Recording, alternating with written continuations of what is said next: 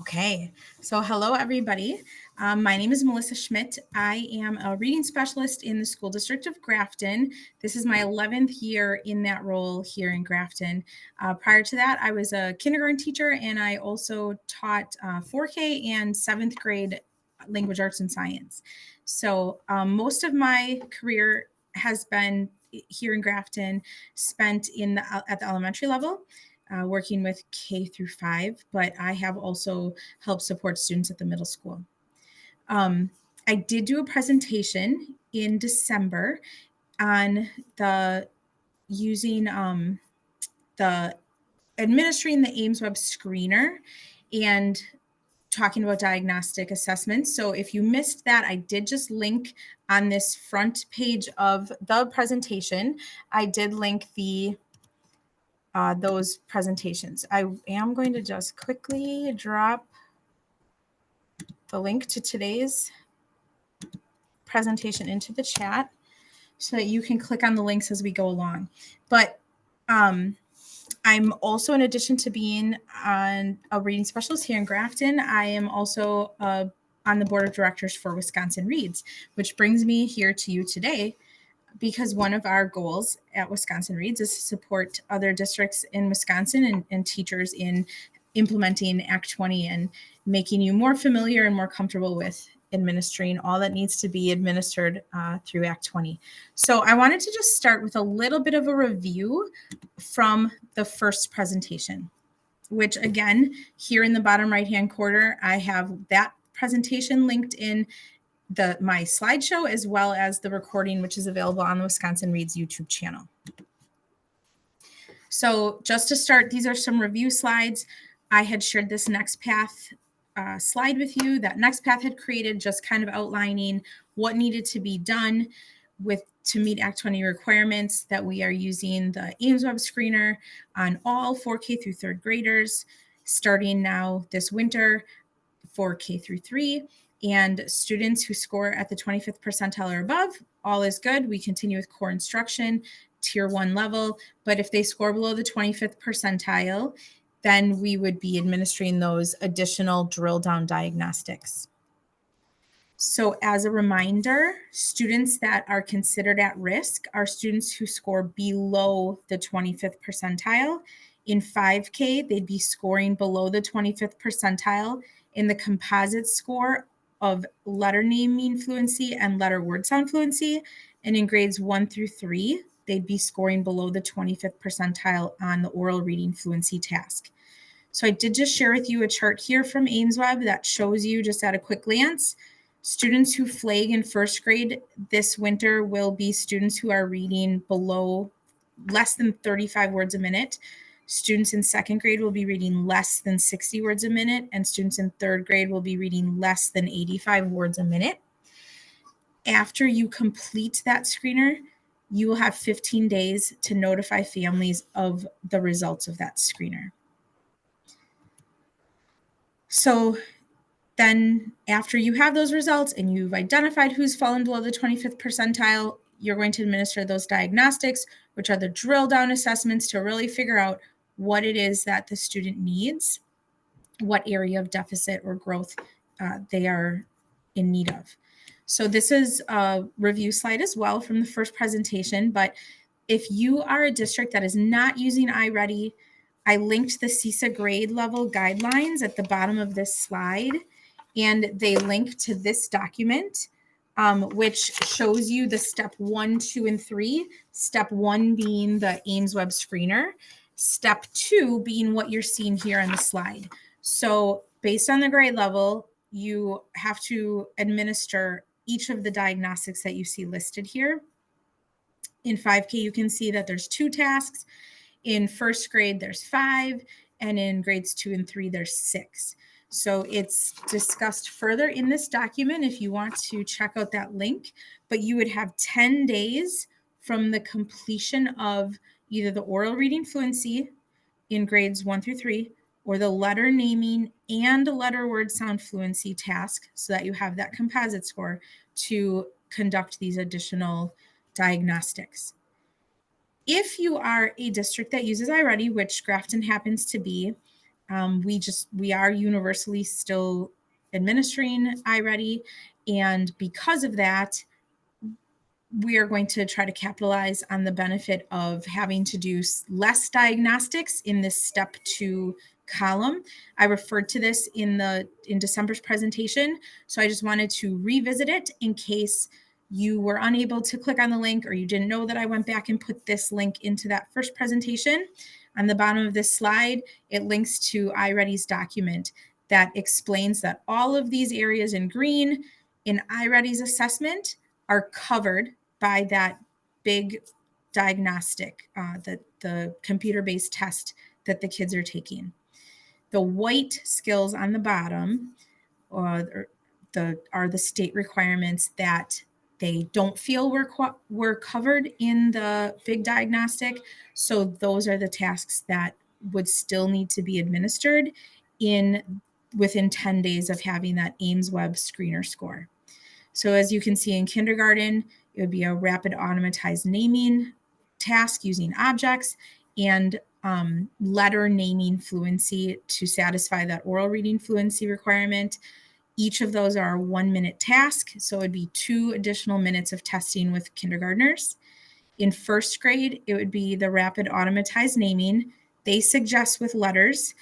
I would contend that if the child is not secure in their letter naming, that won't be the best task for the purpose of determining their ability to rapidly and automatically name items. So you are welcome to use the objects task in first grade as well, but the letter naming does have the best correlation to reading skill, but again, it's only relevant if the students are secure in their letter names. That would be a 1-minute task. And then you need to choose one of those 3 oral reading fluency tasks.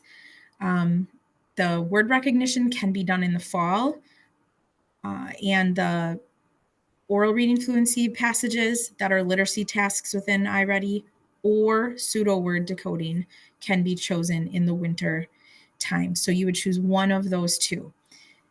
I would suggest probably pseudo word reading because it will give you more of a drill down foundational knowledge of their skill, and you already would have the oral reading passage, oral reading fluency passage information from the aimsweb screener itself. In second and third grade, if you are an iReady district, you would need to conduct the rapid automatized naming task. Again, letter naming would be the best choice, especially at grades 2 and 3 for its correlation to reading ability. And then you would need to do an oral reading fluency task, which could be either doing the additional 2 fluency passages or doing the pseudo word decoding, whichever one you think is the most relevant for the students that you serve. And you could do one of those for some kids and the other for other kids, whatever you feel would be best. But as you can see, there's just less tasks that need to be done if you are choosing to use iReady for your diagnostics and you are using iReady universally as well. This is where I think it's important to kind of talk about the letter of the law versus the spirit of the law. To meet the letter of the law, as a district, we are choosing to follow these guidelines for that 10-day timeline to get the step 2 tasks done of the additional drill down diagnostic. However, from the spirit of the law perspective of really wanting to get the best information we can to gauge students' areas of strength and deficit, I would contend that some of these green areas, it may be a bit of a stretch to feel that you have enough information from that score to forego doing an additional diagnostic. But the benefit would be that in step 3, which is not under a specific timeline, you could choose to do some of those additional drill down tasks and not be under the time crunch. If you have any questions about anything as I'm going along, please come off mute or pop them in the chat. So then after that, after you have the diagnostics done, in December, I mentioned to you that in Grafton, we use an at-a-glance document to just kind of keep track of which students we've completed the work with, who have we already done the diagnostics with, what were their scores, things like that. So I've linked in here the sample document of our at a glance. So you are welcome to make a copy of this if you would find it beneficial in your district. There's just a tab at the bottom for each grade level. The tab that you're looking at right now is the diagnostic tab. So that's where we would be putting the names of the students who flagged on aimsweb being below the 25th percentile.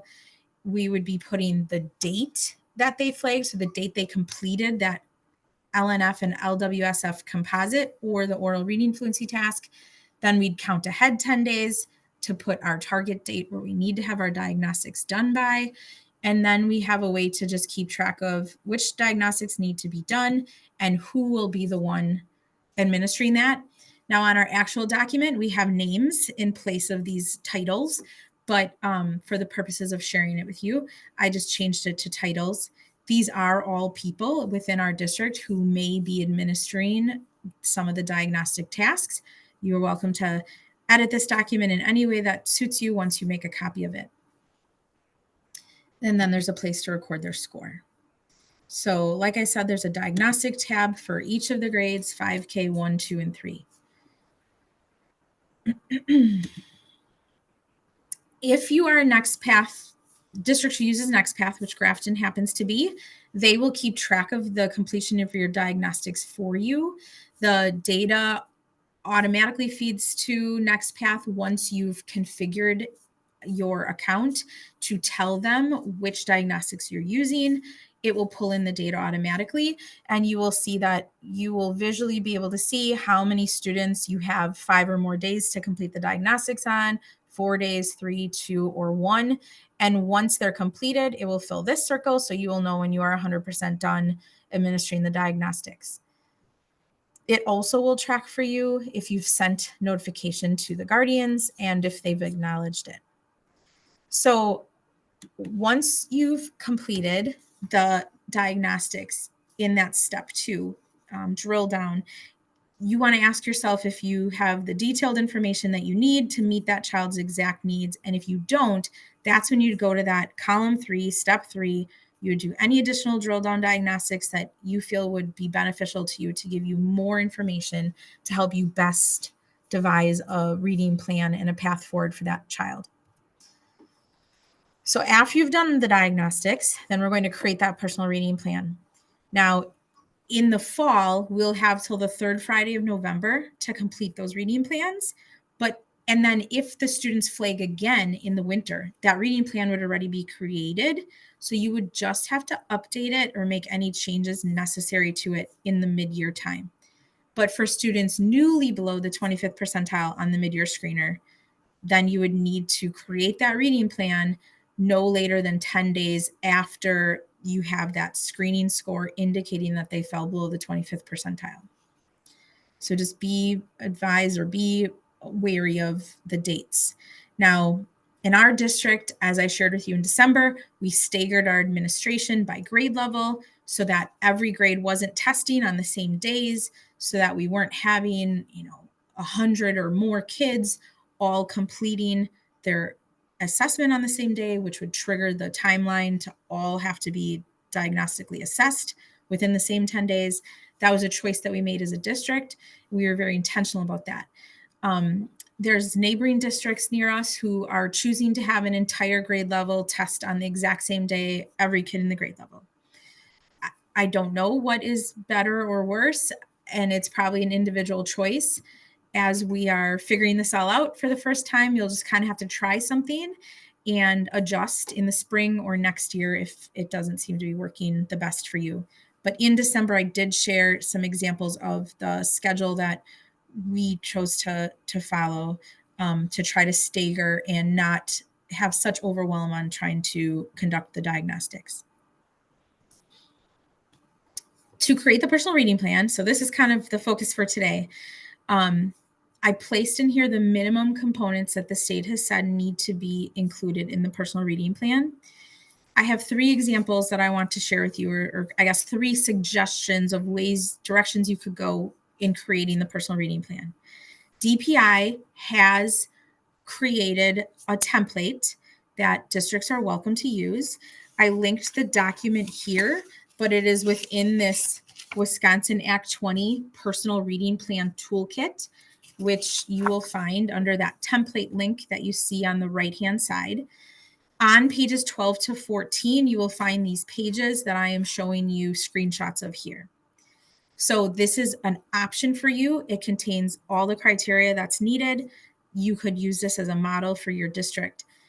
But each school or district maintains local decision-making authority when designing these personal reading plans. So if this is the route you'd like to go, you can use DPI's template, but it's an optional resource that's just designed to support us. So this is option 1. Option 2, if you're a district who uses Nextpath or possibly EduClimber, I'm unfamiliar with what they've done to support Act 20, but maybe it's similar. Within Nextpath, there's a template that as a district we are able to personalize.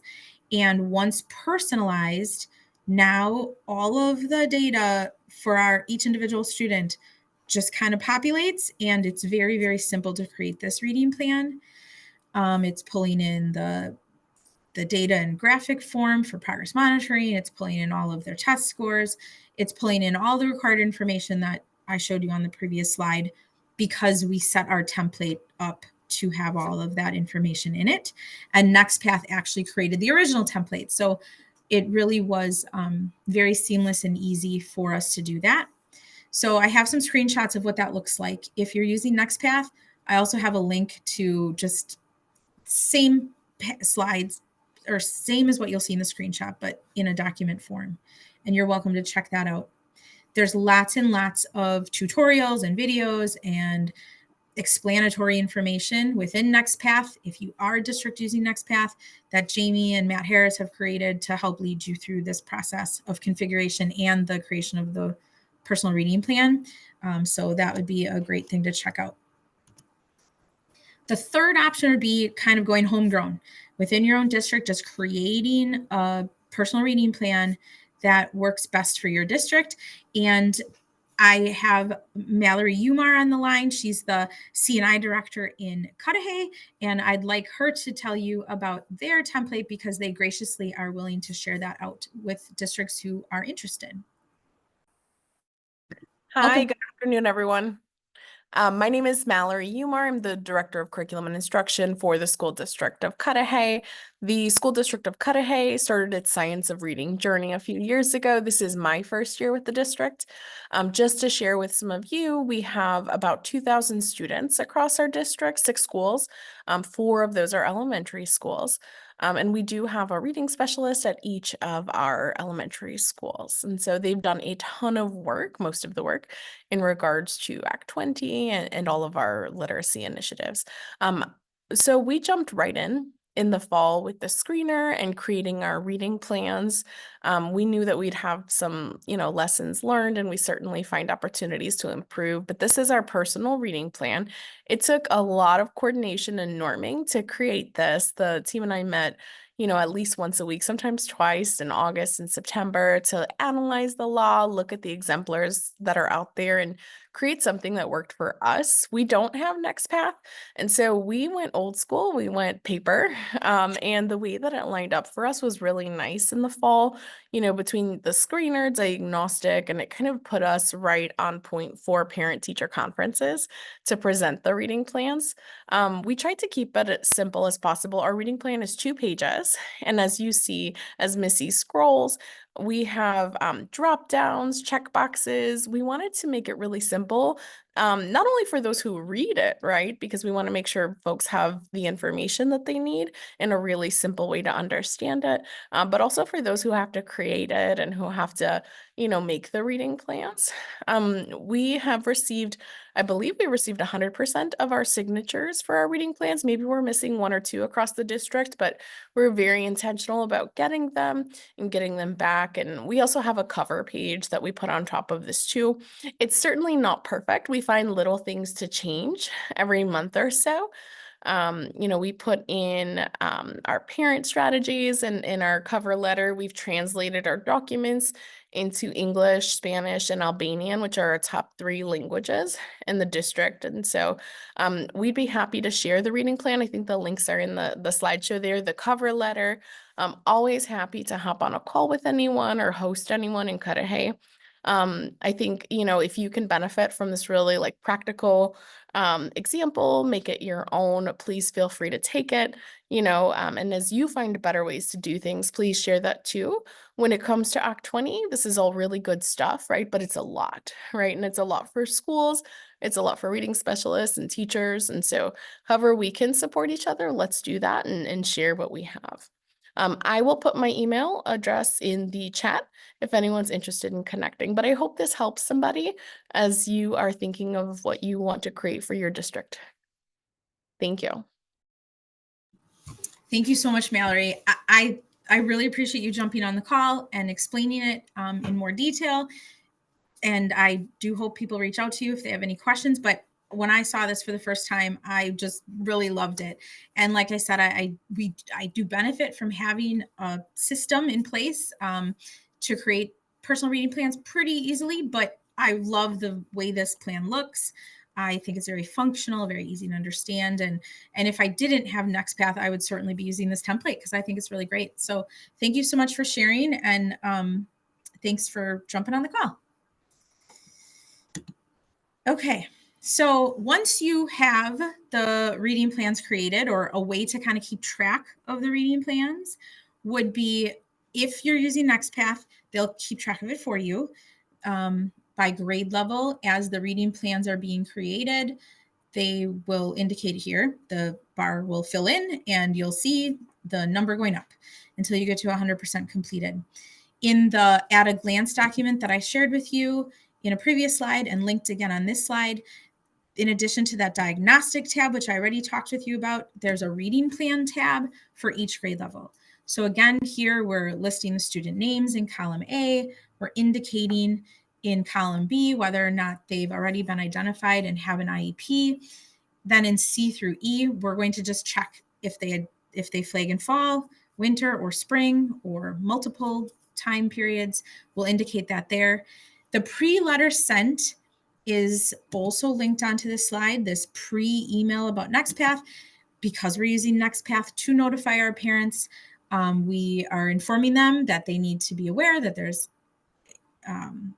communication coming from Nextpath, and that will tell them how to log into the parent portal so that they can view the reading plan and then acknowledge it for us. So that's what that column means. Once you've made a copy of this document, if you choose to use it, if that's something that's not relevant to you, just go ahead and delete any columns and make any adjustments to the copy of this document that you choose to. We have a column where we're showing if we've created their intervention plan in Nextpath yet or not, and then indicating who's in charge of writing the reading plan or creating it, and then if once the reading plan is created in Nextpath, that we're indicating that. If you're not using Nextpath, these would just say intervention support created, reading plan created, and you could be indicating yes or no that is done. And once all the diagnostics are done, we're indicating that. And then who will be in charge of progress monitoring, what that primary focus will be, and then what tool we're going to be using for progress monitoring. And if a child should exit, we're going to indicate that date on this document as well. So for progress monitoring, in our real document that we're using, we have names listed here, but for the purposes of sharing it with you, and for you to just kind of have a template, I just made it more generic. But all of these types of people in our district are going to be progress monitoring. You can adjust that how it works for the staff that you have on hand in your district. So if you have any questions about that, please let me know in the chat, or you can reach out to me via email. I'll just put my email in here so you have it. It's also at that linked in the end.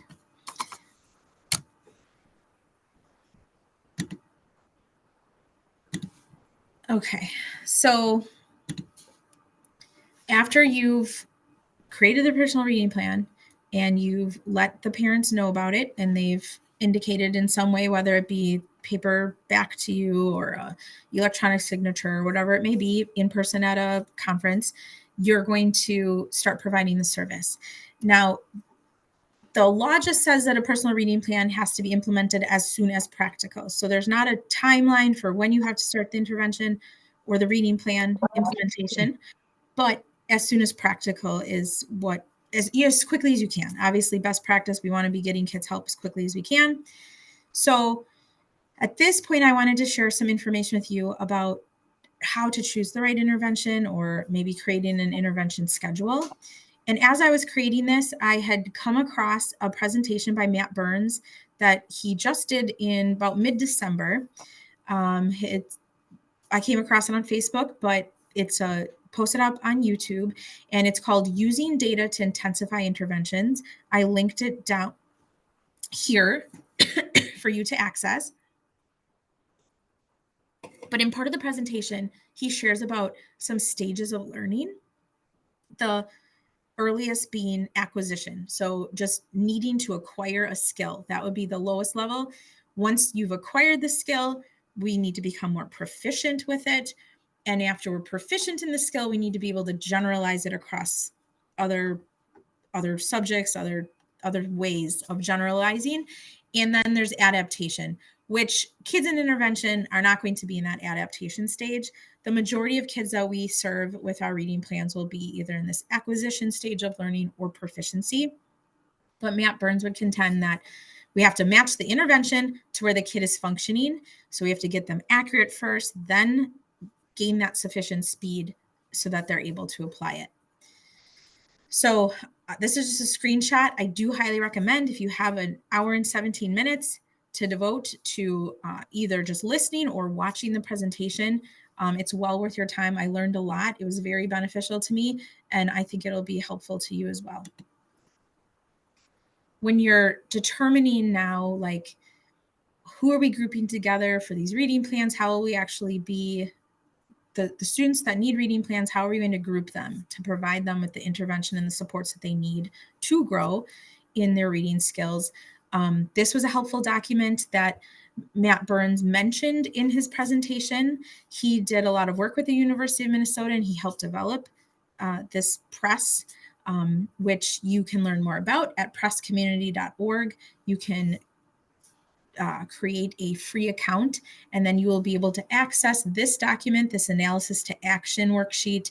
You'll be able to access a video that explains how to use this worksheet. There's a sample of the completed worksheet down here, which is a screenshot from the video, about the 4-minute video about how to use this worksheet. And I found that to be very helpful. I think here in Grafton, we will be using this at the grade level to have each classroom teacher fill it out, and we'll discuss it as a PLC. But the premise behind it is that, so let's say it's 1st through 3rd grade. We're going to take oral reading fluency. We're going to put that benchmark score up here. So in 2nd grade, it was 60 words a minute. And then each teacher will fill this form out. They're going to determine their class-wide median. So they're going to rank their students from lowest score to highest score, and they're going to figure out where the median is, what that median score is. And if that median score falls below that winter benchmark, then you know it's a tier 1 problem, that over half of the kids in your class are struggling with that. So you might be instituting a whole class intervention. If that's the case, you'll be completing these action items and using this information to kind of think through, what will you be doing for that intervention? How will you be doing it? If that is not the case, if there's just some students within the class that are struggling, you will put their names here, the kids who fall below that 25th percentile. And then there's a column for you to put their words correct per minute, and a column for you to put their accuracy. And then this column could be used for a comprehension score or another score that would be valuable to you.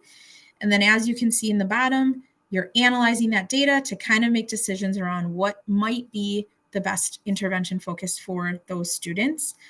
If students are very accurate readers, but they're very slow readers, then fluency might be the focus for that group of kids. If they are slow and inaccurate, then they need to still have that acquisition of skill. So decoding might be a good starting point for that. There's also a column for you to put the intervention that you think you're going to be choosing here on the right. So I just found this document to be very helpful. If it's helpful to you, like I said, I suggest you check out this website.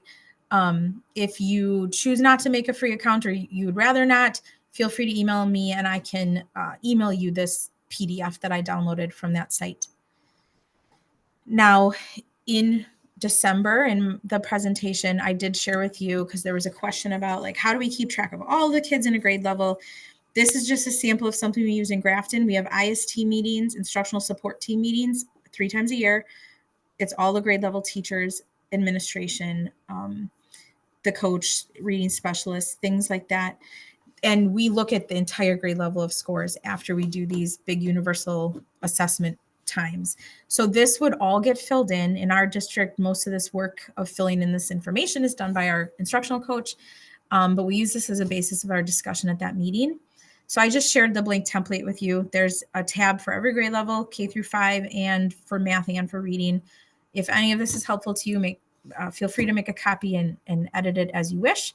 But within this document, we do link a link to this. It's a place where in that meeting, we're having conversations based on the data that we're coming in with. We're grouping kids that have similar needs and deciding who's going to be the person providing that intervention, what skill area will we be addressing, what resources will we be using, will it be a tier 3 or a tier 2 resource or intervention.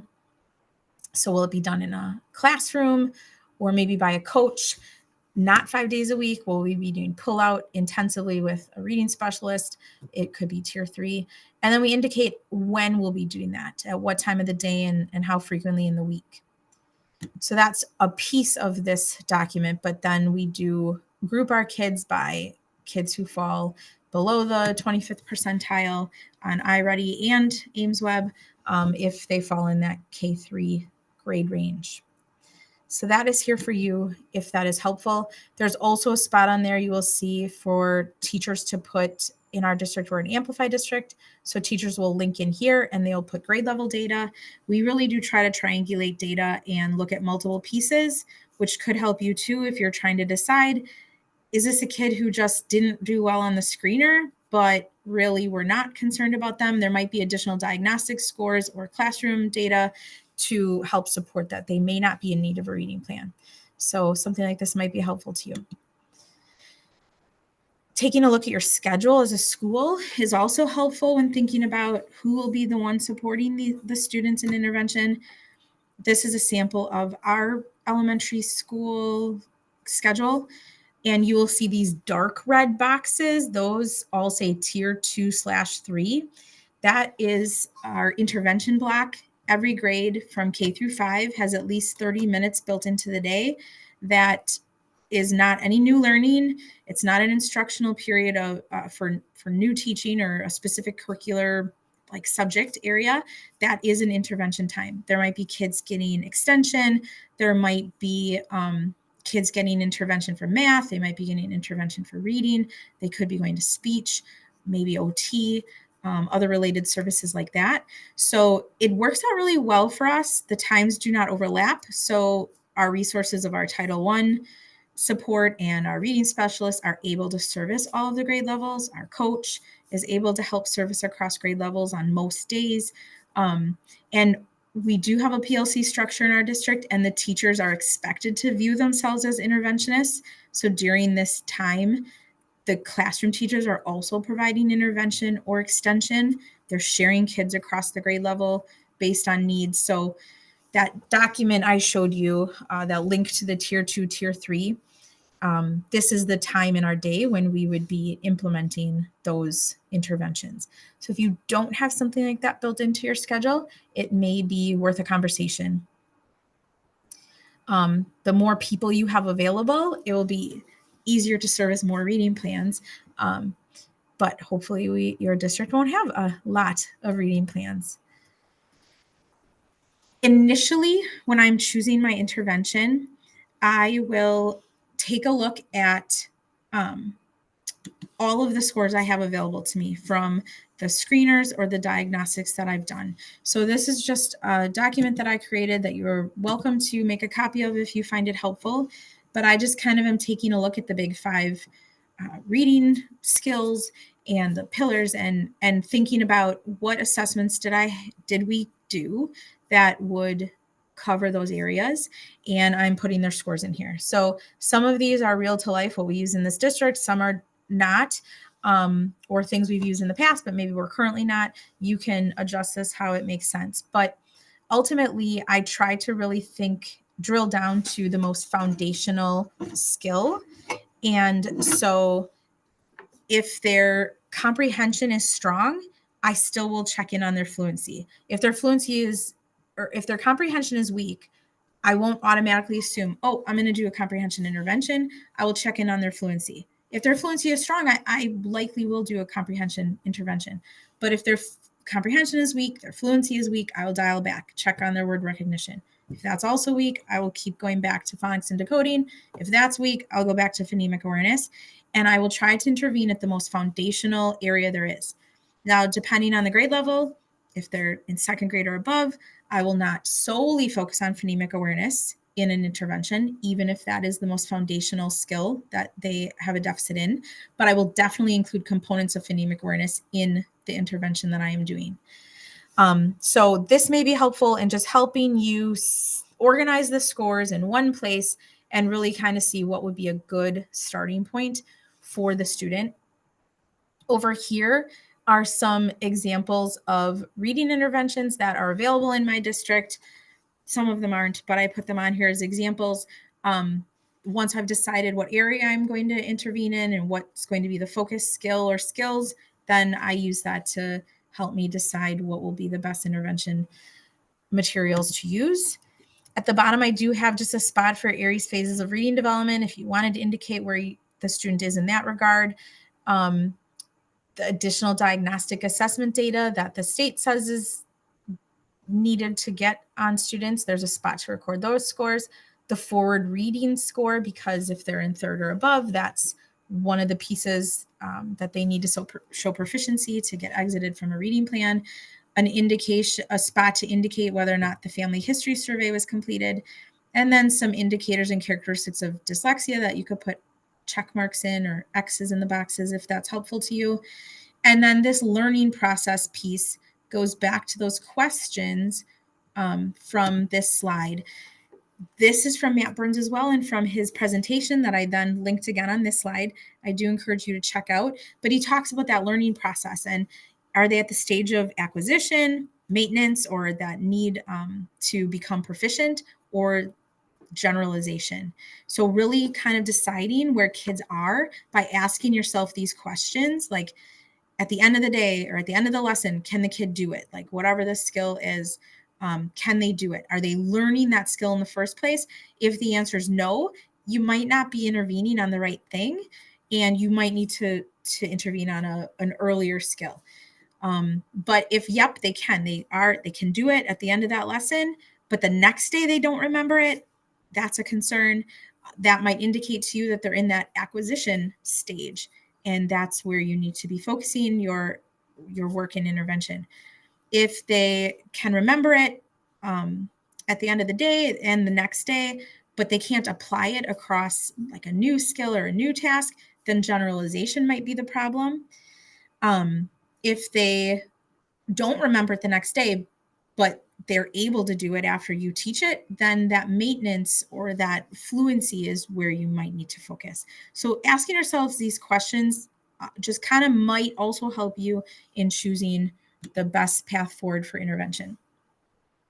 And once you commit to an intervention, you're going to start doing it with a student or students, and you're going to monitor their progress weekly. The suggestion would be to use either aimsweb, or if you have FastBridge in your district, whatever it might be, but the suggestions from the state would suggest that they need to show proficiency in nonsense word fluency and phoneme segmentation in 5K. And in first through third, it's that oral reading fluency. So if you're using FastBridge, it's called CVM reading. If you're using aimsweb, it's oral reading fluency. Word segmenting is the same thing as phoneme segmentation. nonsense words, or nonsense word fluency. So I just put the tests up here depending on which platform you may be using. aimsweb does recommend that if a student is in grades 2 through 8 and they've been benchmarked and their score is below the 10th percentile, they're performing well below average, then you might want to consider progress monitoring at a lower grade level. So you would conduct a survey level assessment. You can do that in aimsweb. You can do that in FastBridge. If you have questions about that, I'd be happy to help. You can email me about that as well. But to determine the level at which you should start monitoring the student, you want to keep leveling back until they fall within that 11 to 25th percentile. So if they're below the 10th percentile at grade level, you're going to go one grade back. If they fall between that 11 to 25th, that's probably a good level to start them at. If not, you might have to go back another grade level. If their SLA score, their survey level assessment score, is near the middle of that below average level, then go up to the next higher level, which might be grade level. And this is something to probably discuss with your district, with your school psych or administration or your coach, how you want to handle that. That's a conversation we've had to have here. I will likely be doing the survey level assessments and possibly progress monitoring at that off grade level as well as on grade level, so that I can have the data for both to show growth, but also in the event that I would need that data for a special ed referral, that I would have that grade level data as well. Stephanie Stoller, if you're a fan of her, I am a big fan of her. I heard her say once that if you think about like having a premature baby and you are weighing that baby using a scale that only measures in pounds, it's not going to ever seem like that baby's gaining weight. But if you're able to measure in ounces, you'll be able to see that incremental growth, and you'll know that baby's gaining weight. It's similar to that with progress monitoring. If you're progress monitoring on grade level, but the student is not, like, it's way above their capability at this time, you're not going to see that growth. But incrementally, week over week, if you're progress monitoring at a lower grade level, you'll be able to see that growth and know that your intervention is being successful. It just, that child needs more time to catch up, to close that gap. So definitely something to consider, but make sure you talk to people in your district so that you know, like, what's your protocol going to be, what's the philosophy of your district.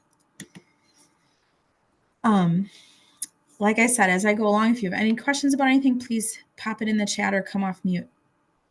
So now we've started intervention, we're monitoring weekly, and 10 weeks have gone by. We need to notify parents of their progress, of the student's progress. So we're going to provide this progress update.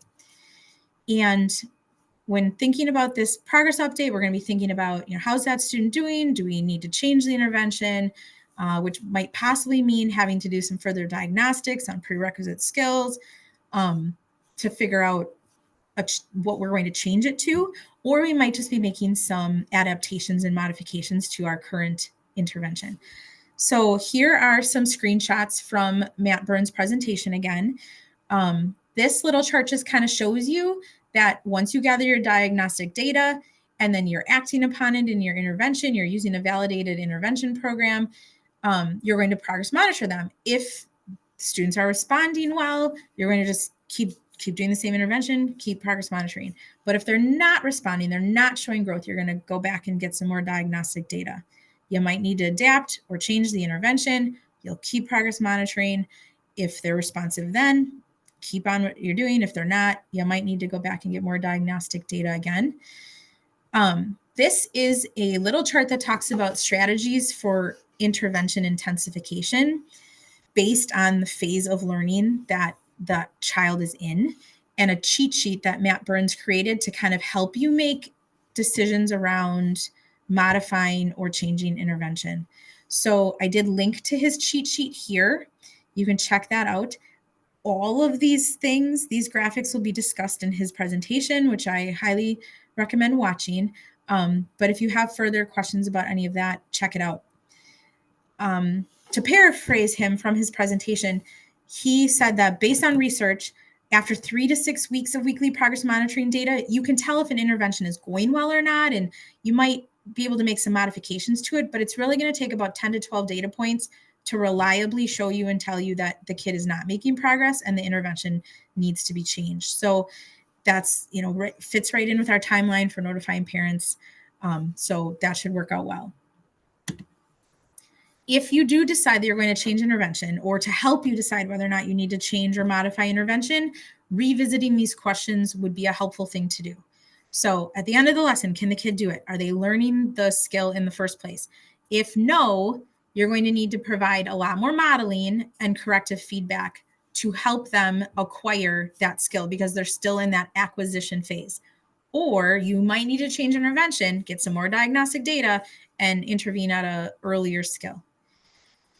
Duet reading is one of his suggestions. If you have kids in that acquisition stage, they're just really inaccurate readers, and that's something you're really working on. He explains duet reading in his presentation, but that was an interesting thing. If you're asking yourself at the end of the lesson, can they do it? And the answer is yes, then think about the next day, do they remember it? And if the answer to that is no, then you need to increase the repetitions, which is dosage, within and across the intervention session. So give them more opportunities to respond, more repetition with that skill. Incremental rehearsal is something he discusses in his presentation, and that would be a good strategy to use in this case if they are learning the skill, if they have that acquisition, but they need to work on fluency. Increasing the repetitions would be good for that. Might be meeting with them more frequently. That's increasing the dosage. Maybe you're popping in, touching base with them twice a day instead of once a day, maybe 5 days a week instead of 3 days a week that you were doing, things like that. If at the end of the lesson they can do it, so they've acquired the skill, they're pretty fluent at it, but they can't apply it or generalize it, then you need to teach them more closely how you want them to use that information or skill. So he suggests reciprocal teaching or story maps, or mimicking the assessment format. So like, what is it you're looking for them to be able to do? You need to do more of that. Have them show you and have more practice showing you the skill in that type of a situation. So like, for example, where reading fluency is all connected text reading, you need to make sure you're not just doing things in isolation and then wondering why it's not translating well, or they're not able to generalize it to connected text. So, just be conscious of that. So this is just a way, when you're looking at that intervention that you've now been doing for a couple of weeks, several weeks, do I need to change it? Do I continue? Am I going back? Am I just making modifications within what I'm doing currently? So you might want to revisit this decision-making guide then, if you were using it, do some additional diagnostics that you didn't have, or just kind of revisit it to see like, which stage of Aries reading development are they at now? Or like, where are we at in the learning process? Take a closer look at those scores, or if you have updated scores, check that stuff out. So here's one more graphic from his presentation, and it just shows you two students, and they both were in the same intervention, kind of flat line, not really showing a lot of growth. And then based on asking these questions, some changes were made. Still wasn't really showing growth. Still not really showing growth here, but finally dosage was increased for this student, and they really took off and were really improving. And for this kid, dosage was tried. That didn't work. That wasn't the answer. So it's just kind of a graphic to show you that, like, you have to ask the questions. You have to just really drill down and figure out, like, are you intervening in what the student needs most? And when you are, then we should be seeing those growth and net gains. This graphic will be explained in this article that I linked here, which Matt Burns shared as a resource underneath the video presentation on YouTube. So check that article out, and it will more fully explain this graphic. But once you've provided that progress update to parents, you've either discussed and like data shows and you all agree, yep, we're going to exit, that might be happening, or you're going to be changing intervention in some way to continue working, modifying that reading plan to meet their needs. And then that final step, if they are able to exit, you need to have multiple sources of information or data to support that decision. For 5K in grades 1 through 3, Act 20 requires that the following be taken into consideration when you're determining whether they're making adequate progress and likely to demonstrate grade level skills by the end of the school year. In 5K, you're looking at non-sense word fluency and phoneme segmentation, grades 1 and 2, oral reading fluency. And in grade 3, you're looking at proficiency in oral reading fluency as well as proficiency on the reading portion of the Ford exam. So school districts have the authority to select and implement the tools that they feel are best to measure nonsense word reading fluency and phoneme segmentation and oral reading fluency. You can make that decision. And whatever you decide to use, consult the manuals of that tool to determine whether, like, what is adequate rate of progress, or have they met adequate rate of progress. So I took a little time to kind of dig into aimsweb Plus and FastBridge. They're both systems we have available to us here in Grafton, and I wasn't sure which your district might be using.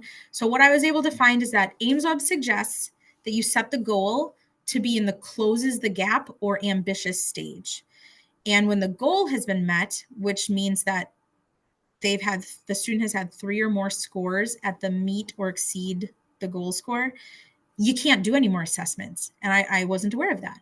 But at that point, if they've met or exceeded their goal score 3 times, you won't be able to continue in that assessment. You'll have to end the goal or extend it. So just so you're aware of that. But so 3 scores at or above their goal might be a good indication to you, then is likely a good indication that they've met adequate rate of progress. They're achieving they're likely going to be at grade level proficiency by the end of the year. Also, aimsweb will put a gold star on the graph if they've achieved 3 scores at or above the goal score prior to the goal date. In FastBridge, the system default ROI for each progress measure is at the top end of the realistic range of ROI values for that measure. So the realistic range is growth that's between the 81st and 100% of average, and it's at the top end of that. So basically, it's the average rate of growth. So FastBridge recommends setting goals that will allow a student to reach the spring benchmark for grade level in that task.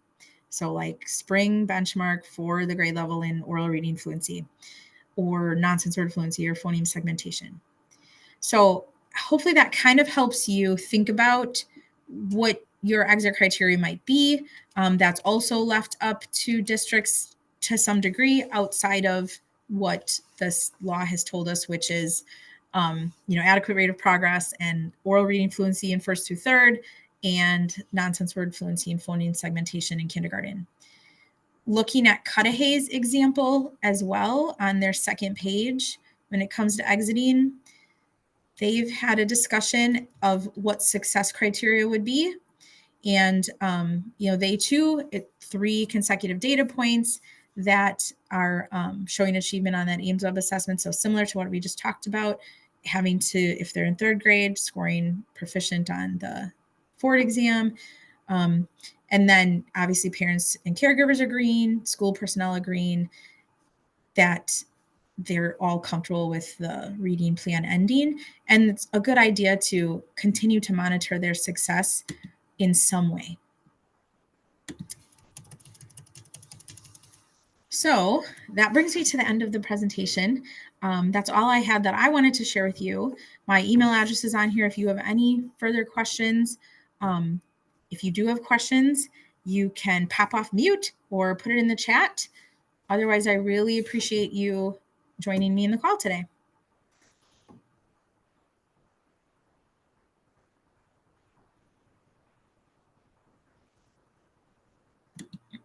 And I'll stay on too for at least another 5 minutes. If you do have questions, I'm going to go ahead and stop the recording now, but I'll stay on